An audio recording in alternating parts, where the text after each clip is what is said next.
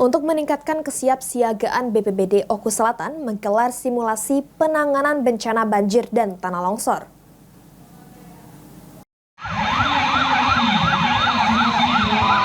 Guna meningkatkan kemampuan dalam menghadapi bencana hidrometeorologi berupa banjir, luapan sungai dan tanah longsor, Badan Penanggulangan Bencana Daerah Kabupaten Ogan Komering Ulu Selatan gelar simulasi penanganan bencana.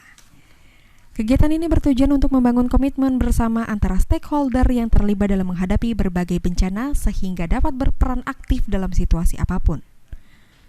Simulasi ini juga dilakukan mengingat saat ini telah memasuki musim hujan yang bisa mengakibatkan terjadinya bencana banjir atau luapan sungai dan tanah longsor. Kegiatan simulasi ini melibatkan sejumlah organisasi perangkat daerah seperti Dinas Kesehatan, Satpol PP, Dinas Pemadam Kebakaran, TNI Polri, dan Palang Merah Indonesia. Simulasi bencana ini dikemas dalam beberapa tahap, mulai dari menerima informasi adanya bencana, persiapan penanganan, evakuasi korban, pembersihan material sisa bencana, hingga mendirikan posko pengungsian dan dapur umum.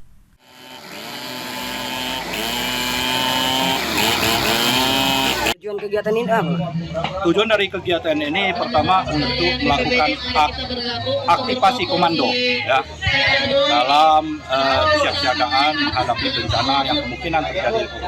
Mengingat cuaca pada awal tahun ini cenderung curah hujan yang tinggi sehingga potensi terjadinya bencana, khususnya bencana banjir dan tanah longsor itu sangat memungkinkan. Simulasi tadi seperti apa itu, Pak? Tadi tim dari reaksi cepat Kabupaten Oku Selatan, itu gabungan dari BPBD, Dinas Kesehatan, TNI Polri melakukan simulasi. Simulasi yang ditampilkan tadi adalah pertolongan pertama terhadap para korban yang tertimpa musibah banjir dan longsor. Tadi ditunjukkan bagaimana respon cepat dari tim reaksi cepat kabupaten.